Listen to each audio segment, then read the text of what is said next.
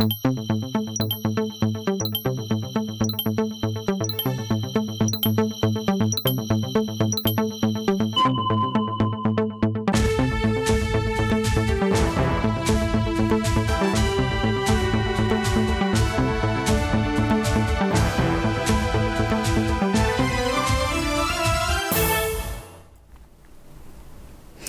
la une ce soir, la remise du tout premier rapport du Centre national d'études stratégiques au chef de l'État.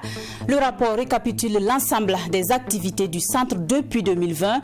Il fait ressortir des acquis comme les travaux d'élaboration de la stratégie nationale de lutte contre le terrorisme. On en parle dès l'entame de cette édition.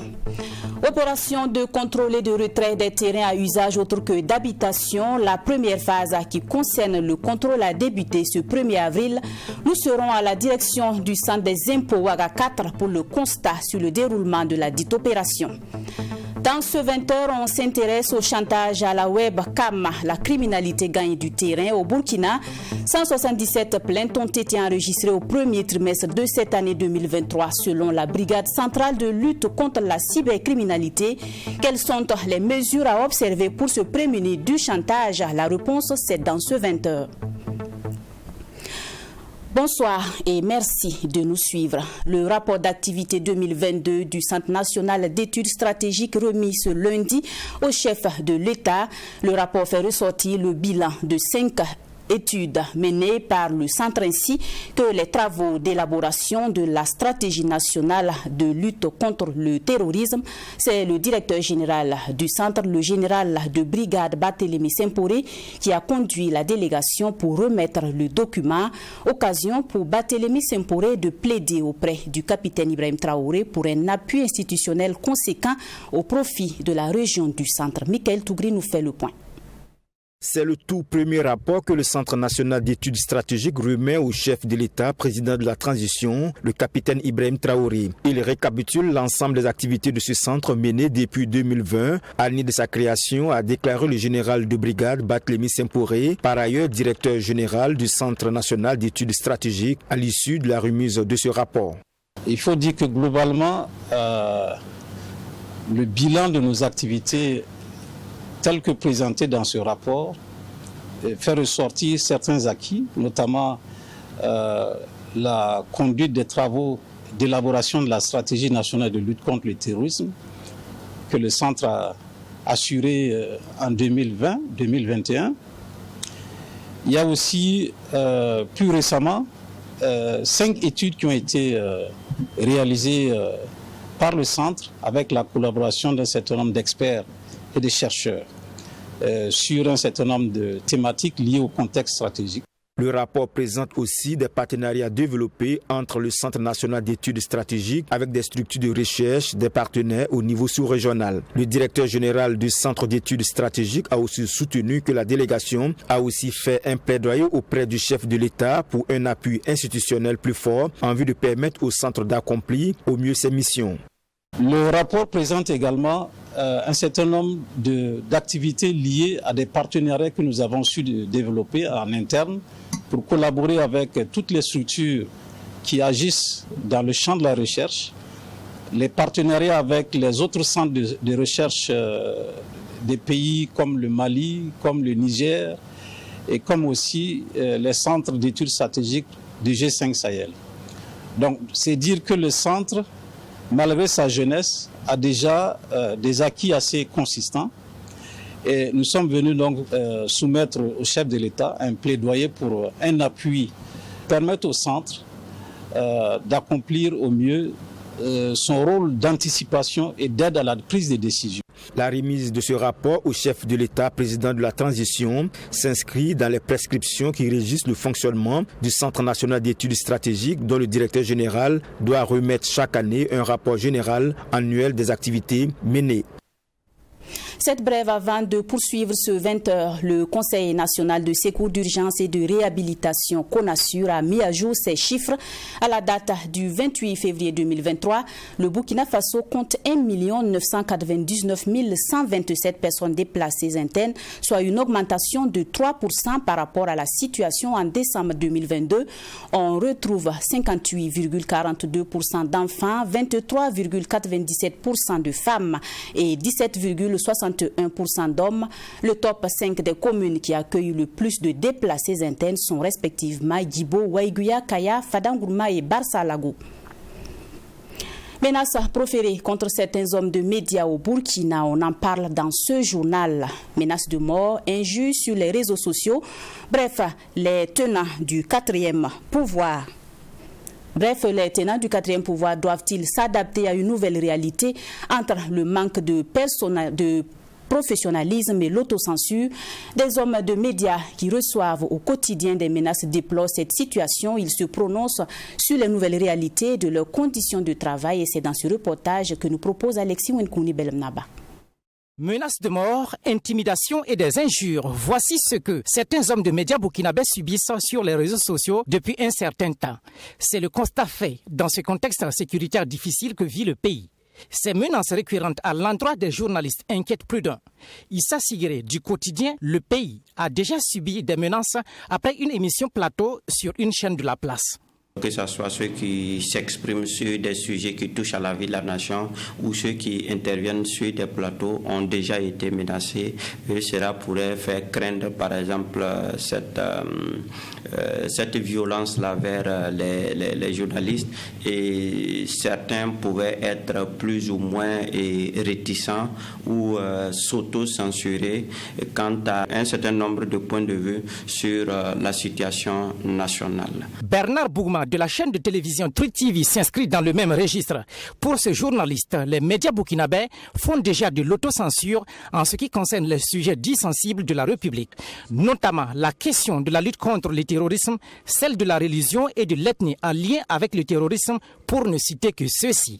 Sur toutes ces questions, les journalistes burkinabés réfléchissent, pas par deux fois, par plusieurs fois, je ne sais pas combien de fois, avant de publier ou de commenter ces sujets compte tenu du fait de ce qu'on leur a qualifié de sujets sensibles.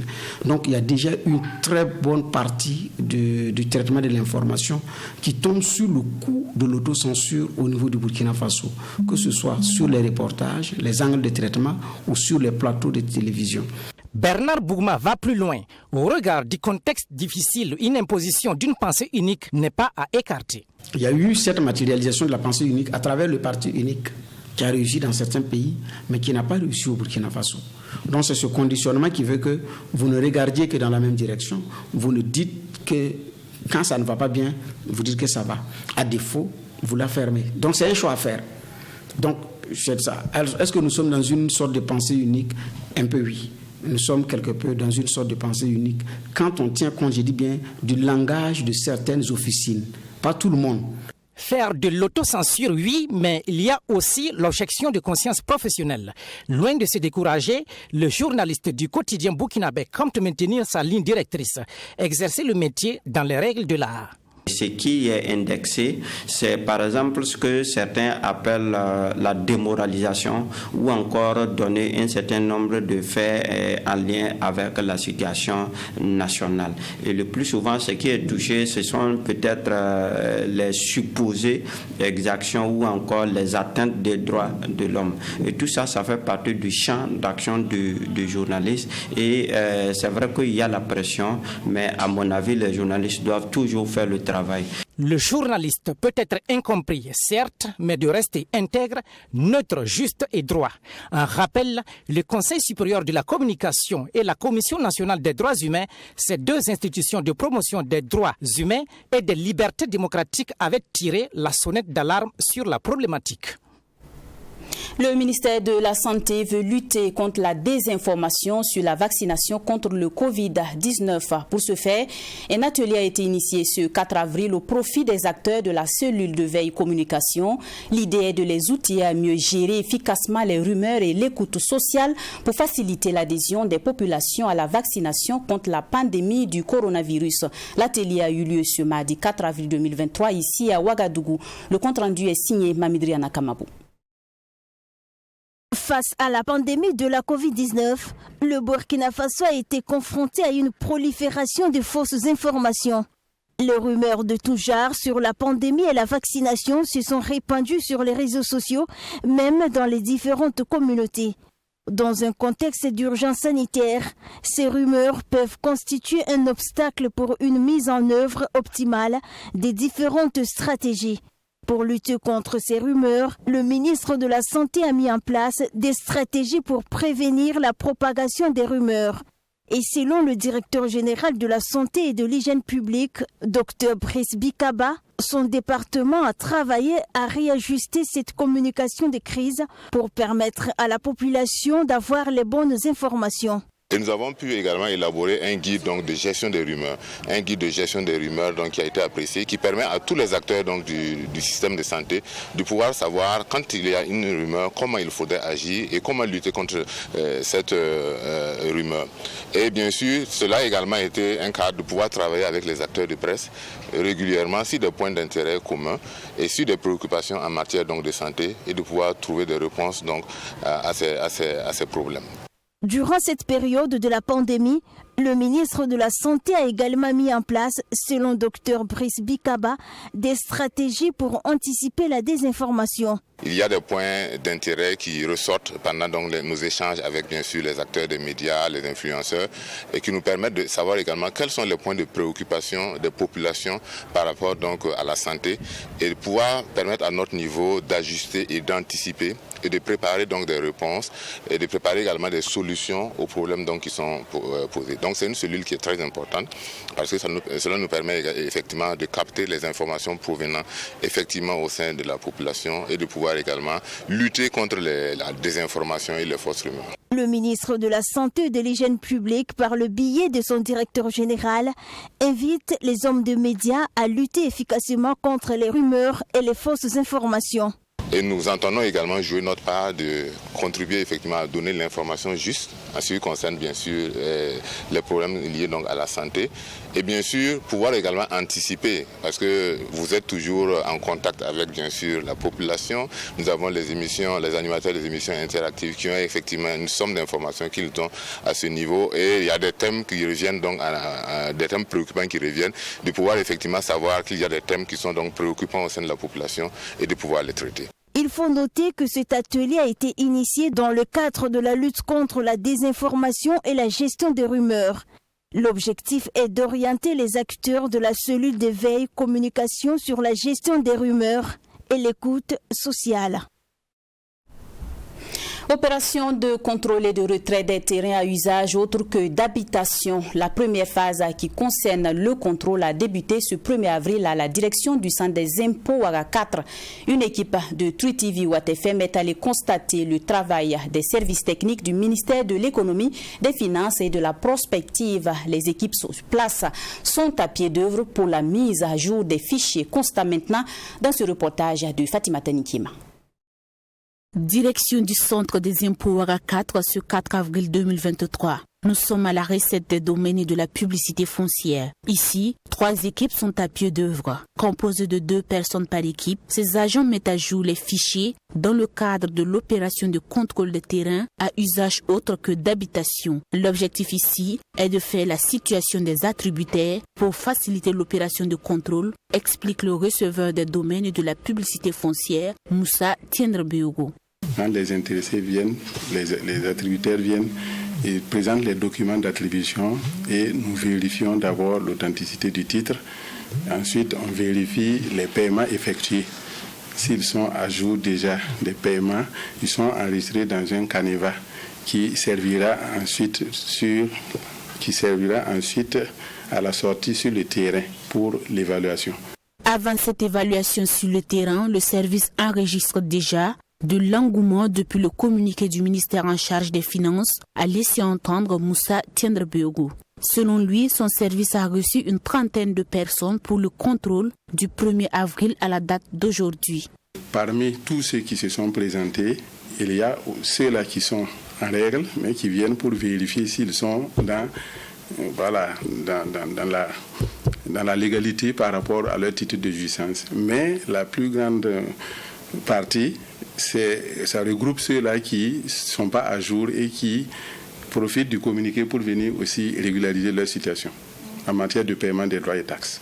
Le receveur des domaines de la publicité foncière de la direction du centre des impôts RA4 appelle les attributaires ou acheteurs de terrain à apprêter les documents nécessaires. Il s'agit des titres d'occupation parmi lesquels le permis, le titre foncier, l'attestation et la quittance de paiement.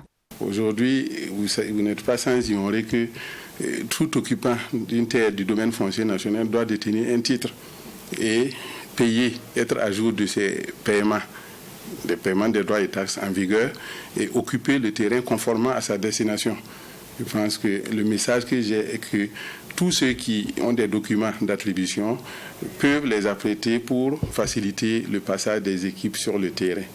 Et ceux qui ne sont pas à jour, c'est en même temps une invite à ce qu'ils régularisent leur situation pour éviter d'éventuels désagréments. Ces désagréments pourraient être le retrait des terrains. Selon Moussa Tiendrebeogou, toutes les personnes qui ne seront pas à jour de ces documents d'attribution tomberont sous le coup des sanctions prévues par les textes en vigueur. Notons que cette opération de contrôle se poursuivra jusqu'au 30 avril 2023. Et c'est après cette étape que débutera la phase de retrait. 177 plaintes relatives au chantage à la webcam enregistrées au premier trimestre de l'année 2023. Ce sont là les chiffres de la brigade centrale de lutte contre la cybercriminalité. Des chiffres en hausse par rapport à l'année 2022 qui enregistrait 156 plaintes. Ces chiffres témoignent donc de l'ampleur du phénomène au Burkina. Mais que comprendre par chantage à la webcam? Quelles sont les mesures de précaution à prendre en cas de chantage? Suivez les recommandations du chargé de communication de la brigade centrale de lutte contre la cybercriminalité, et c'est dans ce reportage de Maxime Jean-Urbain Bambara. Rien que le premier trimestre de l'année 2023, 177 plaintes relatives au chantage à la webcam ont été enregistrées au niveau de la brigade centrale de lutte contre la cybercriminalité BCLCC. Comparativement à 2022, les plaintes sont de 156 enregistrées à la même période. Des chiffres visiblement en hausse et qui, selon Aimé Ouedraogo du service communication de la BCLCC, témoignent de l'ampleur du phénomène au Burkina Faso. Mais que comprendre par chantage à la webcam? Le chantage à la webcam, le chantage à la vidéo ou sextorsion est une forme d'escroquerie qui débute généralement par une rencontre sur les réseaux sociaux. L'arnaqueur usurpe l'identité d'une personne et prétend avoir une relation amoureuse ou intime avec sa victime. Le maître chanteur peut être un cyberescroc, il peut être également un ancien partenaire amoureux. À l'en croire, les populations les plus victimes sont celles âgées de 18 à 60 ans. En cas de chantage, des précautions basiques sont à observer selon Aimé Ouedraogo du service communication de la brigade centrale de lutte contre la cybercriminalité. Ne paniquez pas, ne répondez pas.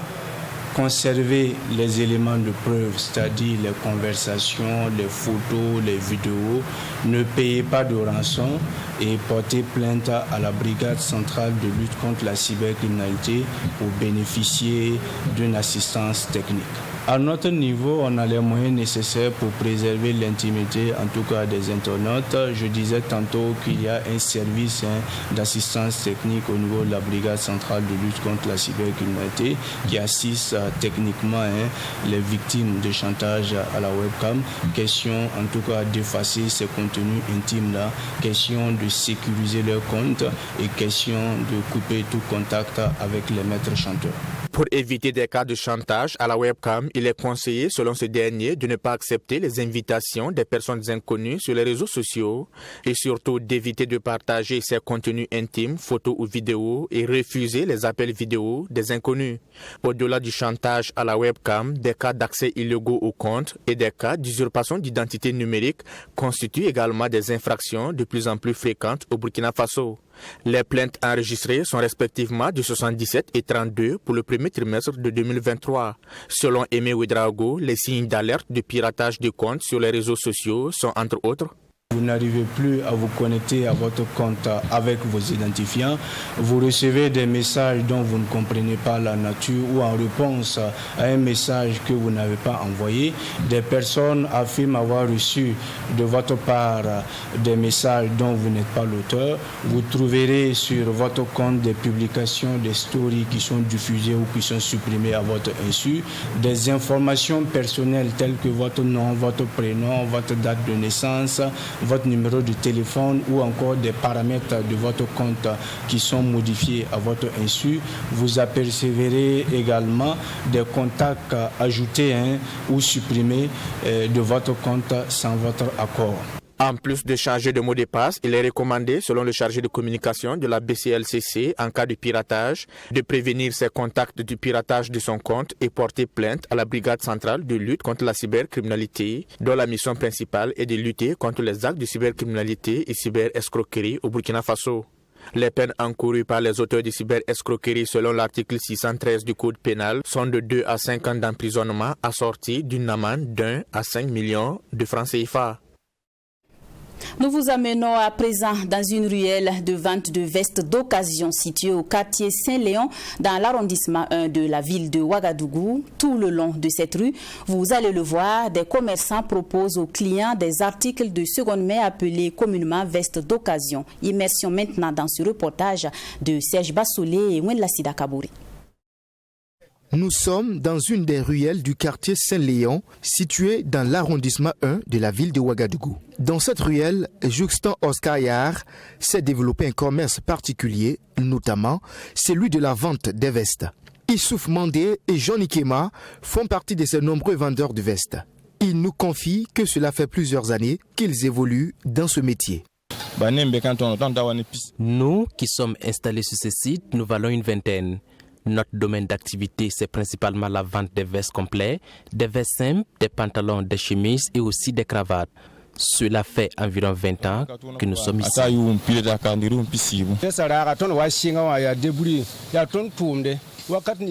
La vente des vestes, c'est notre principale activité. Au début, c'était assez compliqué, mais aujourd'hui, ça a évolué. À côté de la vente des vestes, nous proposons également des pantalons. Je suis dans la vente des vestes depuis 24 ans. Si Issouf Mandé et Jean Nikema ont décidé de se spécialiser dans la commercialisation de costumes pour hommes, Boyoussom Nana, lui, a décidé de faire autrement, à savoir la vente des costumes pour femmes. Les articles des hommes et des femmes ne doivent pas être mélangés. C'est pourquoi j'ai fait de telle sorte que les articles des femmes soient dans un seul lieu. La boutique des articles destinés aux femmes reçoit plus de clientèle, mais actuellement le marché est au ralenti. Une chose sur laquelle ils sont tous unanimes, c'est la rentabilité de ce commerce. Ils nous confient qu'ils peuvent écouler en moyenne 10 à 15 costumes par jour. Pour eux, ce commerce leur permet de se prendre en charge, subvenir aux besoins de leur famille et de se réaliser. On peut s'estimer heureux de ce que nous gagnons. Grâce aux bénéfices que nous réalisons dans la vente des vestes, nous arrivons à avoir notre pitance quotidienne, prendre soin de la famille, payer les frais de scolarité des enfants et les soigner en cas de survenue de maladie. J'ai 2 femmes et présentement je prévois en prendre une 3e. Tout cela, c'est grâce à ce commerce. Voilà, donc en tout cas, tout le monde quoi. Vendre des vestes nous permet de nous occuper de nos familles. Dire qu'on ne s'épanouit pas financièrement dans la vente des vestes, c'est mentir. Nous nous estimons heureux d'exercer cette activité parce qu'elle nous permet de prendre en charge nos familles et de venir en aide de temps en temps à des proches. Un avantage de ce commerce est le fait qu'il permet à des couturiers de vivre pleinement leur métier. Abdoulaziz Ilboudo, couturier de son état, nous explique qu'il a le savoir-faire dans la retouche des costumes. Nous sommes des couturiers installés ici. Nous adaptons la taille des vestes à ceux qui viennent les acheter. Quelles que soient les modifications, nous le faisons au goût du client. Par jour, nous pouvons faire des retouches sur 2 à 5 costumes. Par exemple, des clients nous donnent des vestes pour réduire la longueur des manches. Vu que nous arrivons à subvenir aux besoins de la famille, nous ne pouvons pas dire que le métier ne nourrit pas son homme. Nous nous plaisons dans ce métier. Ces vendeurs de costumes travaillent avec des revendeurs qui se trouvent dans différentes provinces du pays. Ils déplorent toutefois la morosité du marché due à la cherté de la vie et la situation sécuritaire. Ils souhaitent tous une chose, que la paix revienne au Burkina Faso. Une personne sur 6 dans le monde souffre d'infertilité selon l'Organisation mondiale de la santé. Selon les données de son nouveau rapport, environ 17% de la population adulte connaîtra à un moment donné ou à un autre de sa vie l'incapacité à obtenir une grossesse. L'OMS mentionne aussi qu'il est très important de comprendre l'ampleur de ce problème car il peut entraîner des troubles mentaux et la dépression en particulier. Pour en savoir plus, suivons ce reportage. L'Organisation mondiale de la santé alerte sur l'importance de l'infertilité dans le monde dans un nouveau rapport publié ce mardi. Qualifié de problème sanitaire majeur, environ 17,5% de la population adulte serait concernée, soit une personne sur 6 dans le monde. Le rapport ne se penche pas sur les causes de l'infertilité, il donne un aperçu de sa prévalence. Toutes les régions du monde sont concernées, souligne l'organisation qui estime que le sujet manque d'attention.